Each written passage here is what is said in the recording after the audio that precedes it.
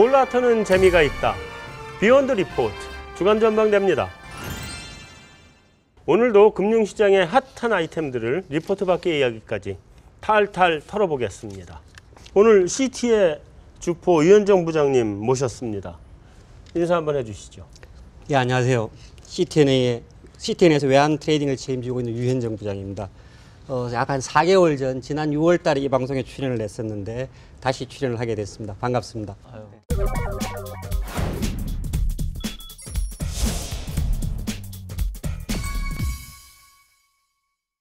오늘 부장님 처음 뵀는데 그 성함만 듣고 워낙 유명하신 예, 여자분이 오신 줄 알고 기대하고 실망을 시키는 있었는데 종종 그런 일이 예. 있습니다. 가서 분장 다시 하고 오셔도 됩니다. 여자 옷으로.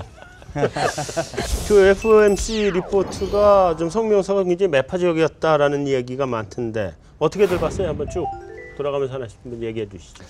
일단 제가 보기에는 시장의 기대가 원래 이제 비둘기파적이었기 때문에 더 매파적으로 좀 받아들였던 것 같아요. 그러니까 최근에 유럽 쪽 경기 둔화 우려 커지고 금융시장의 변동성 커지면서 이제 일각에서는 이번에 QE 종료를 연기할 수도 있다. 물론 소수론이었지만. 그래서 그럴 정도로 이 비둘기파적인 기대가 이제 워낙 많았기 때문에 상대적으로 양쪽 하나 딱 종료하고 그리고 고용시장에 대해서 예전보다는 조금 긍정적으로 평가하고 이제 이런 것들이 기대보다는 좀 매파적으로 보이지 않았나 이런 생각이 들고요. 근데 제가 보기에는 또 반대로 보면은 비둘기파적인 내용들도 분명히 있었거든요. 그러니까 예를 들면 물가에 대한 그 평가는 조금 낮아졌습니다. 그리고 이번 의사결정은 만장일치가 아니었고요. 지난번 같은 경우에는 이제 매파 의원들이 반대 의견을 냈다면 지금은 이제 비둘기파 의원이 오히려 반대 의견을 낸. 그래서 저는 개인적으로 좀 균형적이었다고 보는데 시장의 기대가 워낙 비둘기파에 쏠려 있었기 때문에 상대적으로 매파로 좀 받아들였지 않았나. 상당 기간 그냥 초저금리 유지하겠다. 뭐 이런 측면에서는 그렇게 매파적으로만 받아들일 필요도 없다. 이렇게 기대가 과했기 때문에 이제 매파로 보일 수도 있다. 이렇게 저도 봤습니다. 예. 자, 그럼 오늘의 초대 손님 우리 유현정 부장께서 마지막 마무리를 해주시죠. 뭐 앞에서 워낙 제 생각을 다 먼저 말씀을 하셔가지고 크게 부연할 부분은 없는 것 같고요. 다만 이제 제가 하이라이트했던 부분들은 보다 좀 더 시장이 앞으로는 데이터 디펜드 되는 시장으로 갈 수밖에 없게 만들어놨다라는 부분을 좀 하이라이트하고 싶습니다. 네. FOMC 이후의 시장 판도를 한번 짚어봐야 될 것 같아요. 이번에 우리 그 노스트라다민큐부터 한번 해볼까? 시장은 저는 일단 채권 시장 우리 박주민 연구원이 잘 얘기해 줄 것 같으니까. 그러니까 채권 시장 빼고 나중에 그건 혼자 단독으로 얘기했어요. 주식 시장을 이야기해 보자면요. 경제 지표 금방 유현정 부장님이 이제 경제 지표에 많이 의존하는 그런 시장 분위기를 만들어 놓은 것 같다 이렇게 말씀하시는데 저도 뭐 그런 것 같습니다. 근데 그런 경우에 이제 시장 지표가 경제 지표가 좋아지면은 시장이 뜨끔해 가지고 이제 오히려 약세장으로 가고 경제 지표가 나빠지면 신난다고 좋아하면서 시장이 또 오히려 뜨거운 반응을 보이고 그런 아주 이상한 모양새가 나올 수도 있을 것 같아요. 그다음에 이제 미국 경제가 제 개인적으로 보는 미국 경제는 그렇게 강한 경제는 아닌 것 같습니다. 지금 설비 투자 막 때려짓고 있다 보니까 숫자가 좀 나와 보이는데 이 설비 투자가 나중에 오퍼레이팅 단계로 들어가서 수요가 필요할 때는 그 수요가 만만치 않아요. 지금 사실 전 세계적으로요. 그럴 때 다시 슬로우 다운 할 수 있기 때문에 저는 뭐 유동성이 그냥 쳐다보는 어떤 그런 측면에서는 시장에 긍정적인 영향을 줄 수도 있지만은 경기가 그렇게 빨리빨리 좋아지기가 어렵기 때문에 지지부진한 시장 흐름 뭐 이렇게 예상을 하고 있습니다. 역시 노스트라다민큐답게 암울한 전망을 내려주시는 우리 전승지 연구원은 외환 시장은 어떨 것 같아요? 전반적으로? 일단은 달러는 중장기적으로 강세가 맞기는 한 것 같고요. 다만 이제 달러 자산에 대한 그런 선호가 계속 강해질 수 있고 또 그게 미국 채권 시장으로 또 흘러 들어가면서 일단 금리 인상을 해도 장기 금리 상승을 막고 그러면서 달러 강세가 맞긴 한데 완만하게 가는 그런 흐름들 그리고 외환시장은 계속적으로 미국의 금리 결정에 계속 주목을 하는 그런 흐름들이 펼쳐질 것 같습니다. 전반적으로 G10 월드에서는 달러 강세가 확인할 것 같고요. 네. 다만 이제 나머지 통화들의 어떤 속도의 측면에서는 커런시 블락별로 상당히 좀 차별화되는 상황이 되지 않을까라고 생각을 합니다. 전반적으로 뭐 그런 커런시 블락은 경상흑자라든가 어떤 자본 수지의 유출입에 따라서 좀 긴 호흡에서 네. 그런 통화들의 어떤 움직임을 전망을 해야 되지 않을까라고 생각을 합니다. 자, 북코치 시장. 네. 양적 완화가 이제 종료됐다라는 거는 말 그대로 연준이 더 이상 채권을 안 사준다는 얘기입니다. 그러면 이게 수급상으로만 보게 되면은 이제 금리가 올라가는 거 아니냐, 이제 이렇게 쉽게 생각할 수 있는데, 실질적으로 과거를 보면 올해 초부터 계속 이 양적 완화 규모를 줄여왔지만 오히려 미국채 금리는 계속 하락을 했거든요. 그래서 실질적으로 중요한 거는 연준이 채권을 사주고 마냐 이런 수급적인 부분보다는 제가 보기엔 경기 센티멘트가 더 중요한 것 같아요. 그래서 결국은 양적 완화가 이게 지금 뭐 2009년 도입 이후에 한 5년 만에 종료가 됐는데 바야흐로 과연 미국 경제가 양적 완화라고 하는 도움 없이도 홀로서기를 할 수 있을 거냐, 이거에 대한 의구심이 저는 일단은 적어도 몇 개월은 있지 않을까 싶고, 그런 것들을 좀 확인하는 단계에서는 오히려 경기에 대한 불안 심리, 관망 심리 이런 것들이 채권 시장에는 의외로 혜택을 좀 줄 수도 있다라고 봅니다. 네, 그러면 이제 우리 빨리 메인 토크로 바로 넘어갑시다. 이어서 가도 뭐 메인 토크하고 들어가는 토크가 저보고는 부정적이라고 막 그러시더만 저기 똑같은 이야기인데 왜 저기 여기는 부정적으로만 얘기하진 않잖아. 가끔씩만 그러지. 아니 금리로 이야기하니까 잘 아니 근데 분위기를 여태까지 캐치를 못하시는 하면서 것 같아요. 쭉 해서 우리 주가 맞추기 할 때도 그렇고 뭐를 할 때도 그렇고 항상 안 좋은 쪽으로만 베팅을 했어. 거의 다 맞지 맞았잖아요. 마세요. 근데. 그거 맞으니까 기분이 나쁜 거야. 맞으니까. 그러니까 밝은 얼굴로 얘기하시면 돼요. 웃으면서. 밝은. 빵으로 놓으시면서. 카산드라 파라독스 알지? 제 말은 믿으셔야 됩니다. 알겠어. 밝은 얼굴로 얘기해요. 여러분 협치세요 이렇게. 해외 인베스터들이 보는 한국을 바라다보는 시각이 조금은 바뀐 부분이 있는 것 같습니다. 경상수지가 약간 우리를 현혹시키는 부분이 있다는 좀 생각을 하고 있어요. 경상흑자에서 공급되는 게 아무리 그래도 공급 우위잖아 지금. 테이퍼링 종료. 다음에 이제 금리 인상 시기가 뭐 땡겨지는 거 아니냐는 그런 분위기. 그래서 뭐 그렇게 돼서 이제 그때까지 또 금리 인상 시기 전까지 우리 또 이제 주요 통화들의 그 향배. 또 우리 원달러는 또 어떻게 갈 건지, 또 그런 것에 영향을 입어서 우리 국내 시장이 어떻게 돌아갈 건지, 이런 거 이제 종합적으로 지금 한번 짚어봐야 될 때인 것 같아요. 그래서 먼저 그 원달러부터 한번 여쭤보겠습니다. 원달러가 이제 그 앞으로 흐름이 어떨 것 같은지 한번 이번에 제일 먼저 기회를 드리겠습니다. 한번 주포의 우리 자세한 해설을 한번 들어보죠.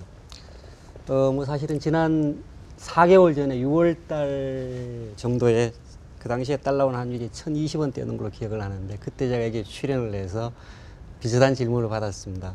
그때 제가 자신 있게 말씀드렸던 거는 적어도 금년 연내에 1,000원 밑으로 환율이 하락할 거다. 뭐 전반적으로 시장이 뒤집어진 배경에는 몇몇 이슈들이 있었죠. 이제 뭐 글로벌 달러화 강세화가 달러엔이 105엔을 위로 다시 올라오면서 달러화 강세가 재개된 부분이 있었고, 그리고 현 경제팀이 들어오면서 굉장히 적극적인 확장 정책을 쓴 부분이 가장 큰 것 같고요. 그러면서 거기에 편승해서 이제 그 yen 약세에 대한 우려가 증폭되고, 거기에 따른 어떤 방어 조치들 같은 것들이 시장에서 실제로 오퍼레이션이 있었던 게 아닌가라고 추정을 합니다.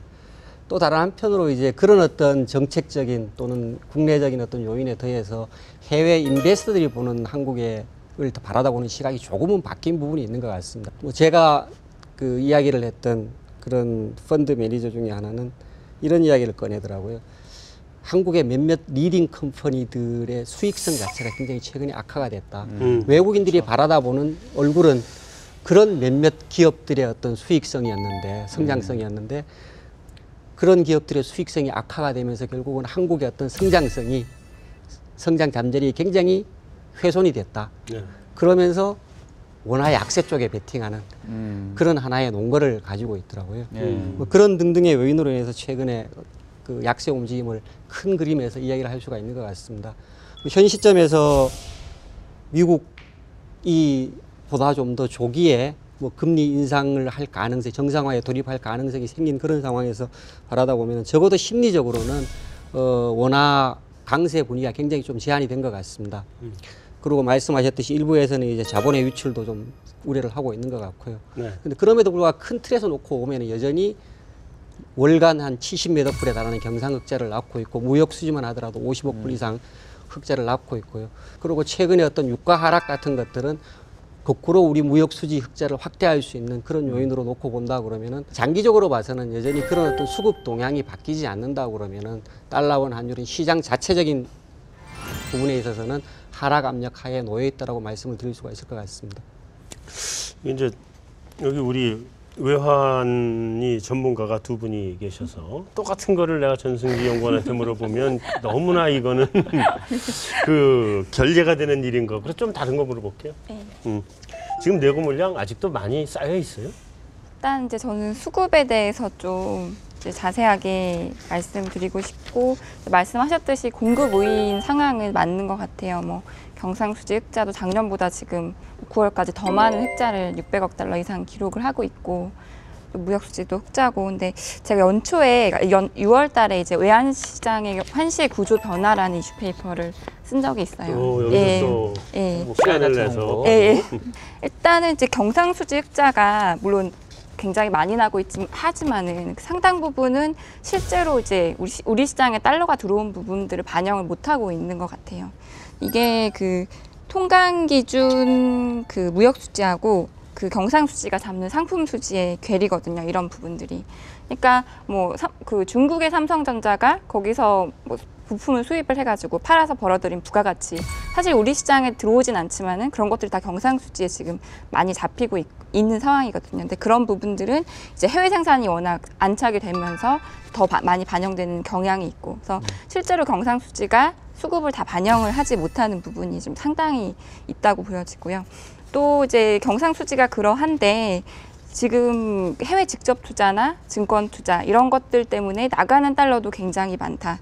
여기 보시면 이게 올해만 해도 경상수지가 한 620억 달러 9월까지 났는데 그 해외 주식, 채권, 그다음에 직접 투자한 거 이런 것들이 한 580, 90억 달러거든요. 물론 그 중에는 이제 환해지하는 것도 있을 것이고, 근데 사실 직접 투자 같은 경우는 기업들이 달러가 있으면 굳이 뭐 차입을 하지 않고 달러 많은데 가지고 있는 달러 가지고 뭐 해외 공장 짓고 그런 식으로 많이 할 거라고 생각을 하거든요. 그래서 실제로 우리가 보는 경상수지 흑자하고 그 체감하는 그 실제 외환시장에 공급되는 달러는 상당한 괴리가 있다. 지금 BPM6로 지금 이행하고 나서 나오는 문제점인데요. 그러니까 해외 쪽에서 나온 것들이 사실은 경상수지만 교란시키는 게 아니라 경제 성장률 자체도 지금 교란시키고 있어요. 그렇죠. 둘 다지. 예. 경상 흑자에서 공급되는 게 아무리 그래도 공급 우위잖아 지금. 예. 그죠?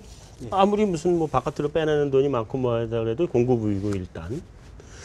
그 다음에 지금 주식시장 안 좋다 보니까 아까 말씀하셨지만 외국인이 국내 주식 팔고 있고 그중에 일부는 나갈 것이고 그다음에 우리 금리나 두 번 한 바람에 이제 외국인이 그 캐리 트레이드로 들어와야 될 유인이 확 줄어버린 거 아닌가요 지금?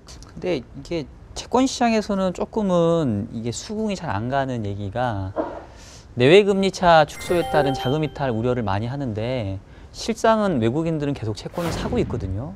최근에도 중국 자금이 많이 마찬가지고. 사죠. 예, 중국계 자금도 그렇고. 예, 그래서 우리가 이제 내외 금리 차에 따른 자금 이탈 우려는 기본적으로 이게 교과서적으로는 채권 시장에서 일어나는 일로 걱정을 하는데 사실상은 채권은 자금 들어오고 오히려 주식 시장에서 나가는 약간은 조금은 다른 형태이고 근데 이제 그 이유가 어디 있는지 생각을 해보면 내외 금리 차가 줄었다고는 하지만 여전히 글로벌 전반적으로 봤었을 때는 한국의 금리가 꽤 높은 수준이에요, 여전히. 왜냐하면 글로벌 금리가 다 떨어졌기 때문에. 그리고 그 외국인 투자자 입장에서는 그 나라의 채권에 투자할 때는 이제 크게 보는 게 금리 수준도 있고 환율도 있지만 결국은 이 신용 위험을 많이 보거든요. 근데 동일한 내지는 유사한 신용 위험을 가진 국가들하고 우리나라 금리를 비교해 보면 우리나라가 여전히 비교 우위가 있습니다. 그러니까 신용 등급으로 보면은 우리나라가 AA급 평가를 받고 있고요. CDS 프리미엄으로 보게 되면은 5년 만기 기준으로 한 우리가 60pp 정도밖에 안 되거든요. 많이 내려왔네. 예.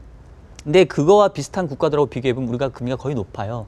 비슷한 국가가 누가 있냐면 뭐 벨기에, 스페인 이런 애들이 있는데 그네들보다는 우리 금리가 한참 높습니다. 그래서 저는 이게 쉽게 자금 이탈 얘기를 하긴 하지만 실질적으로 채권 시장에서는 조금 다른 움직임이기 때문에 그건 좀 감안해서 우리가 좀 얘기할 필요가 있는 것 같아요. 그러니까 내외 금리차 축소가 아니라 역전이라면 모를까. 그렇죠. 예, 예. 축소 가지고 이야기하기는 좀 그렇고 금리만 가지고 이야기한다면 브라질 채권으로 다 몰려가야죠.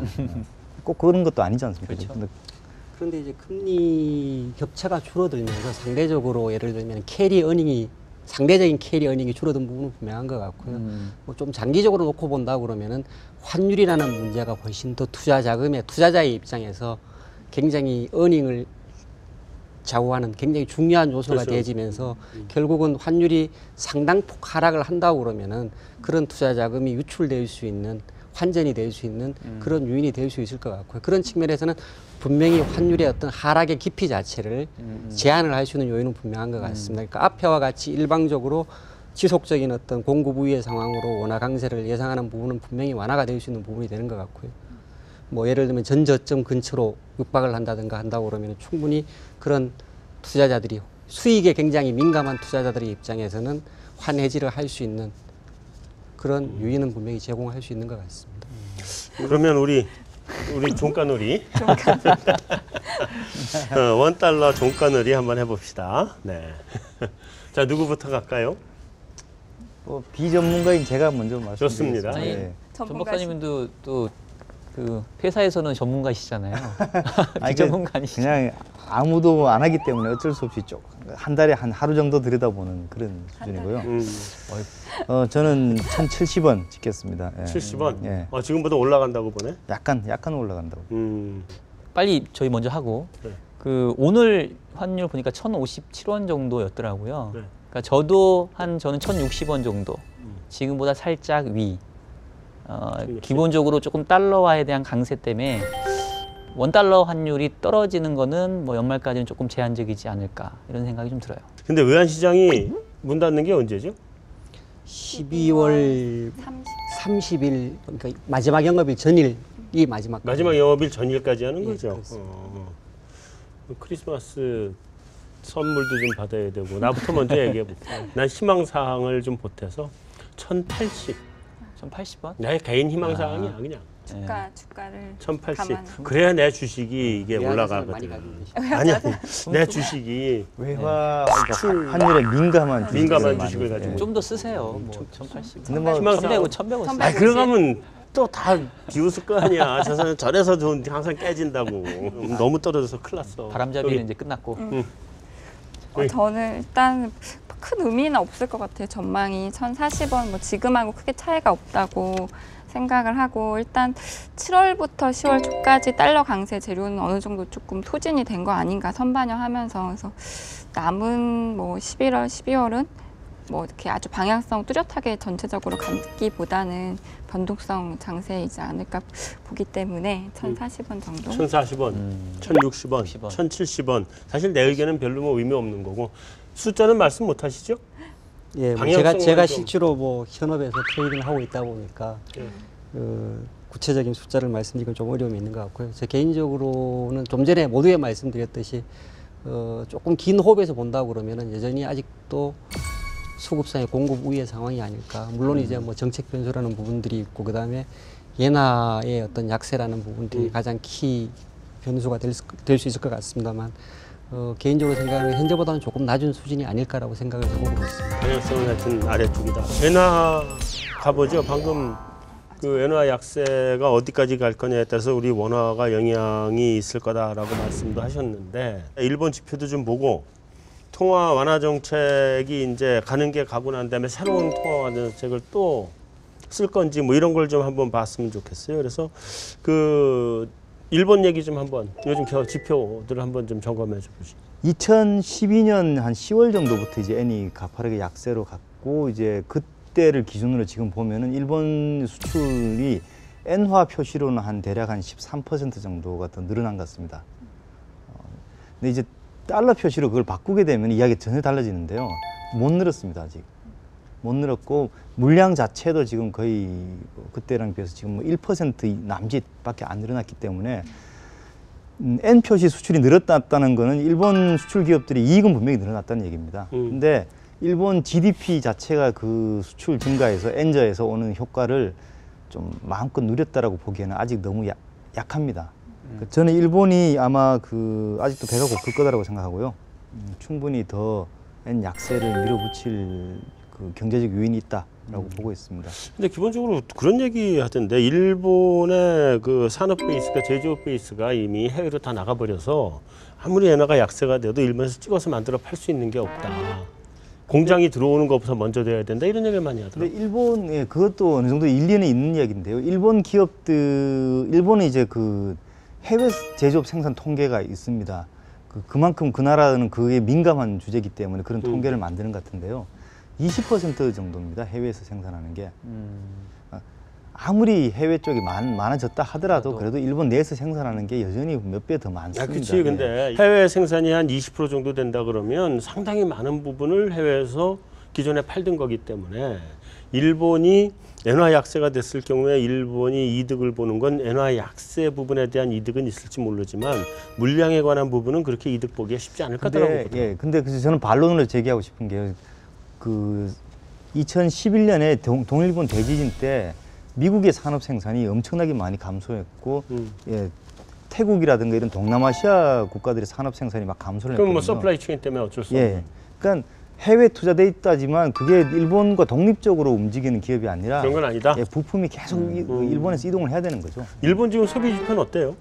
소비 지표는 좀 뭐 살아나고 있다고 하는데요. 글쎄요. 저는 그러니까 지금 인상하기 전에 왕창 올랐다가 인상하고 난 다음에 뚝 떨어졌다가 지금은 뚝 떨어진 거에 대한 기저 효과로 올라가는 거예요? 아니면 정상적으로 올라가는 거예요? 그 기저 효과가 있죠. 기저 있기 효과가? 때문에 지금은 사실 판단하기가 굉장히 어렵습니다. 아직은 좀 판단하기 이르다. 환율로 넘어가죠. 아예. 그 엔달러 어떻게들 보고 계세요? 이제 두 환율 전문가께서 한번 얘기를 좀 해주시죠. 부장님 먼저 말씀. 가위바위보 하세요. 뭐 얼마 전에 아베 총리가 옌 약세의 어떤 부정적인 영향을 조금 이야기를 하면서 옌 약세의 어떤 속도에 대한 조정을 조금 받도록 만든 부분이 있는 것 같습니다. 그렇죠. 굉장히 고도의 어떤 정치적인 계산이 있는 부분일 수 있는 게 아닌가라고 생각이 되집니다. 근데 그럼에도 불구하고 전반적으로 어떤 정책 기조 자체는 말씀하셨듯이 아직 지속적으로 완화 정책을 하고 있고, 그리고 대부분의 시장에 있는 사람들이 그런 완화 정책은 내년 연말까지는 지속될 거다. 네. 라고 생각을 하고 있는 것 같습니다. 거기에 대해서 최근에 뭐 일본이 공적연금 개혁을 하면서 포트폴리오 비중을 조정을 했는데, 일본 국내에 투자되는 투자 자금을 해외로 이전하는 자본 유출이 약 한 5.1조 엔 정도, 달러로 환산하면 한 450억 불, 60억 불 정도 유출하는 효과가 있더라고요. 결국은 그런 자본 유출을 통해서 옌을 추가적으로 수급상으로 약세를 만들겠다는 그런 의도가 다분히 실려 있는 것 같고요. 뭐 그런 측면에서는 현재 어떤 미국과 일본의 어떤 상대적인 통화 정책의 차이 플러스 지속적인 어떤 옌 약세의 푸시 같은 것들이 결국은 추가적으로 옌 약세를 시장에서 기대를 하게 만들고 있고요. 과거의 움직임을 봐보면 옌이 바닥에서 탑을 칠 때까지의 움직임의 폭이 약 한 35%에서 45% 정도 움직였습니다. 40% 정도 움직였습니다. 이번에도 80엔, 78엔 정도가 저점이라 그러면 꼭지점을 뭐 개인적으로 한 115엔 정도 그런 흐름에서 그 정도로 일단 예상을 해보고 있습니다. 일단 올해 내로 110을 뚫을 수도 있다고 보시는 거고. 저 개인적으로는 금년 연말 정도에 110엔대로 안착할 가능성이 있는 걸로 생각을 해보고 있습니다. 자, 그럼 거꾸로 원에는 여기부터 시작해 봅시다. 원에. 일단은 이제 상대적인 원화 강세를 계속 얘기를 하고 있거든요. 그러니까 펀더멘털이 괜찮으니까 달러 강세 편승 안 할 수는 없는데 다른 통화에 비해서는 제한적으로 편승을 한다. 그래서 엔화환율도 이제 하락적으로 보고 있긴 한데 800원대 진입하기는 아주 또 쉽지는 않을 것 같아요. 물론 갈 수는 내년도에 이제 테스트 해볼 수도 있긴 하겠지만은 일단 빠르게는 못 갈 것 같아요. 내년도에는 테스트는 할 수 있어요? 안착할 수 있느냐를 물어보는 거예요. 테스트 정도가 아니고. 아주 쉽지는 않을 것 같아요. 가혹한 질문을 내년에 안 나오더니. 지난주에 제가 많이 했습니다. 그래도 뭐 다시 한번 해보는 거지 뭐. 일단은 쉽지는 않을 것 같아요. 우리 전승재 씨는 뭐 처음부터 끝까지 하여튼 초지일관이야, 초지일관. 그죠? 자, 어디까지 보세요?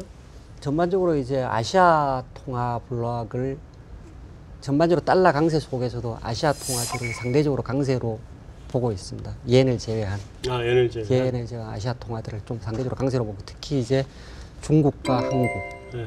정도를 굉장히 강세 통화로 상대적인 강세 통화로 보고 있는 것 같습니다. 그러면서 달러가 펄폼하는 부분이 다른 통화에 비해서는 이런 통화들에 대해서는 언더 펄폼할 거라는 생각을 하고 있는 것 같고요. 네. 중국 같은 경우에는 뭐 연초에 많이 약세로 갔다가 최근에 다시 연초 자리를 찾아가고 있습니다만 우리 원화도 비슷한 어떤 궤적이 아닐까라고 생각을 하고 있습니다. 그런 쪽에서 현재 수준보다 원화를 좀 낮춰잡고 그리고 달러에는 말씀드렸듯이 100엔에서 110엔에서 한 115엔 사이로 놓고 온다 그러면은 한 내년 정도에는 뭐 900원에서 한 950원 사이 정도를 테스트해서 움직일 수 있지 않을까라고 생각을 합니다. 지금 800원 자체가 예원 환율이 800원 자체 굉장히 생소하고 정말 깜짝 놀랄 만한 800원대 환율이라고 생각을 하시는지 모르겠는데 시계추를 한 8년, 9년 전만 놓고 보면은 750원, 760원 가 있었습니다. 그렇죠? 네. 뭐 그렇게 비교를 한다 그러면은 정말 우리나라 모든 사람이 무너져야 될 그런 상황은 아니라고 생각을 하고 있고요. 그 기간 동안에 상대적으로 엔화가 강세로 가 있었을 그 기간 동안에 우리가 저 개인적으로는 굉장히 체력을 많이 길렀었다라고 믿고 싶습니다. 그 팔자는 볼 수도 있다인가요? 뭐 개인적으로는 가능성을 열어놓고 있습니다. 가능성을 열어놓고 있다. 저분이 내년에는 동경에서 주간 전망대 확실하게 한번 추진해 봅시다. 지금도 괜찮은데. 아직은 비싸. 유럽 20이 이제 얼마 안 남았어요, 그죠? 근데 양적 완화를 또 한다 그러면 분데스방크가 호응을 안 하는 거 아닌가? 근데 그때 지난번이랑 상황이 조금 다를 수 있는 게요. 지금 제가 볼 때는 이제 분데스방크도 상황을 좀 너무 낙관적으로 보고 있었던 게 아닌가 하는 생각이 드는데 지금 유럽 경제가 디플레이션 위험에 지금 다 빠져들고 있는데요. 독일도 이제 조금 있으면 예외가 아닐 겁니다. 선행지수가 한참 전부터 꺾였어요, 독일이. 독일이 그 1차 대전 이후에 그 전쟁 배상금 갚느라고 무지무지하게 고생하는 동안에 그 인플레이션이 뭐 하이퍼 인플레이션이 나왔었죠, 그죠? 그때 기억 때문에 이제 그 인플레이션을 일으킬 수 있는 거에 대해서는 뭐 무조건 반대죠. 몸소리를 치는 것 같은데 재수 없으면요 이번에는 디플레이션 가지고 한번 세게 당할 수 있습니다. 독일은 디플레이션이면 좋아하는 거 아니야? 근데 디플레이션 가지고 좋아하진 않을 거예요. 좋아하진 않겠지만. 예. 그래도 저는 유로존을 보면은 그 죽어야 산다 이제 이런 좀 생각이 들어요. 근데 안 죽을 것 같아 거기. 그러니까 이제 뭐 이렇게 꼴딱꼴딱 하고 있긴 한데, 근데 말씀하셨던 것처럼 최근에 독일 경제가 상황이 심상치가 않거든요. 네. 지금 2, 4분기에 마이너스 성장률 보였고 3, 4분기도 뭐 별로 좋아 보일 것 같지 않고, 그래서 기존에는 독일이 자기네들은 긴축하고 이러는데 나머지 애들 뭐 하냐 도와주기 그렇다 이제 이랬는데, 지금은 독일 경기 자체도 안 좋아지고 있기 때문에 더 이상 이렇게 배짱을 부릴 수 있는 상황은 아니고요. 저는 내년에는 유로 ECB가 양적 완화를 더 늘리는 쪽으로 봅니다. 오히려 국채 매입보다는 회사채 매입이 더 효과적일 수 있다.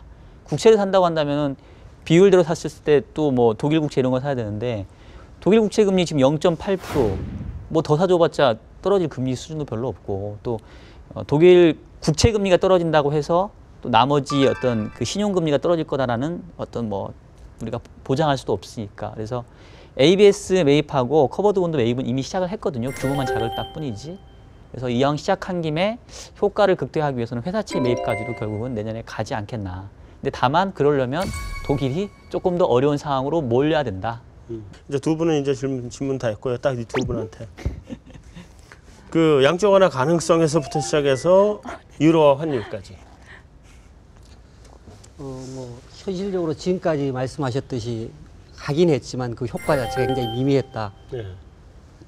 뭐 충분히 받아들일 수 있는 부분인가. 그럼에도 불구하고 뭔가를 할 수밖에 없는 게 지금 현재 22의 입장이 아닌가라고 생각이 되어집니다. 현실적으로 지금 그 정책의 수단을 달성할 수 있는 부분들은 결국은 유로화의 약세를 유도하는 길밖에 없는 것 같습니다. 유로화의 약세를 유도를 해서 보다 많은 수출 수요를 만들고, 또 다른 한편으로는 인플레이션 압력을 좀 높이고 내부적으로, 그러면서 그런 것들이 결국은 어떤 정책의 중간 수단이 아닐까라고 생각이 되죠. 그러면서 지속적으로 립 서비스 플러스 약간의 어떤 행동들을 통해서 시장의 어떤 센티먼트를 조절을 하면서 지속적으로 유로 약세를 유도하지 않을까라는 게 저희 내부적인 생각이고, 저도 충분히 동의하는 부분인 것 같습니다.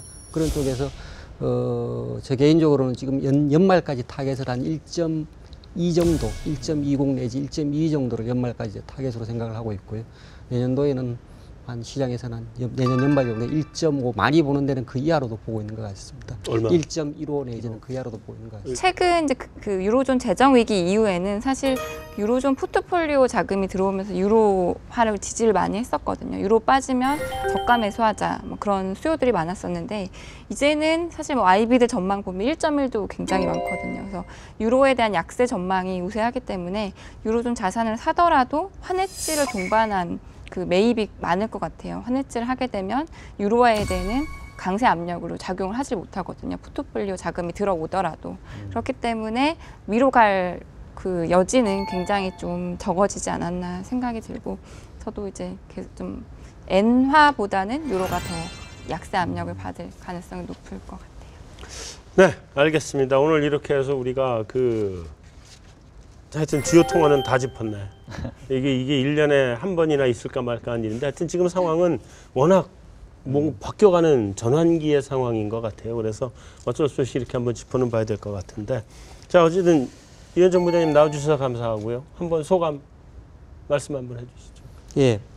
이렇게 쟁쟁한 패널들과 같이 의견을 교환할 수 있는 기회가 주어져서 정말 아이고, 쟁쟁하다 그래주셔서 너무 감사합니다. 영광입니다. 정말 즐거웠습니다. 뭐 다음 기회에 기회가 주어진다면 보다 좀 더 좋은 이야기를 가지고 예. 찾아뵐 수 있었으면 합니다. 예, 감사합니다. 감사합니다. 자, 메인 토크 이거로 마무리하겠습니다.